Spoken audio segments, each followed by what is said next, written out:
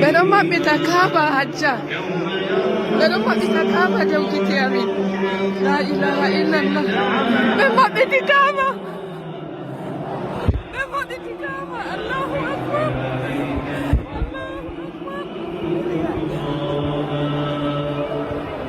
Beroma bitakaba. La ilaha illallah. Beroma bitakaba.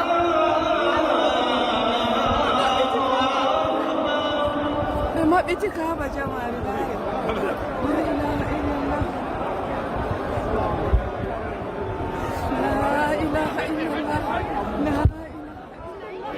اللهم افتح لي ابواب رحمتك ومغفرتك وادخلني فيها بسم الله.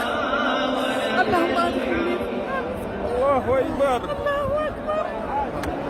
الله اكبر. الله اكبر. الله اكبر. اللهم انت السلام ومنك السلام فحينا ربنا بالسلام وادخلنا الجنه دار السلام. تبارك يا ذا الجلال والاكرام. اللهم افتح لي ابواب رحمتك ومغفرتك وادخلني فيها. بسم الله والحمد لله ولا اله الا الله. له الملك وله الحمد على كل شيء قدير. اللهم انت اللهم افتح لي. اللهم افتح لي ابواب رحمتك ومغفرتك. اللهم انك عفو تحب العفو فاعف عنا. اللهم انك عفو تحب العفو فاعف عنا. اللهم انك عفو تحب العفو فاعف عنا. اللهم افتح لي ابواب رحمتك ومغفرتك وادخلني فيها بسم الله. لا اله الا الله.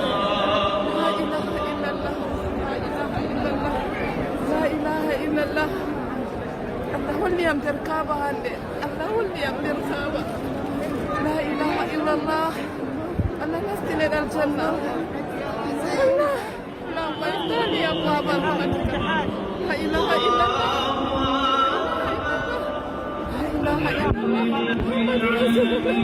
Emak bitikaba jotta min do dari lara kermai.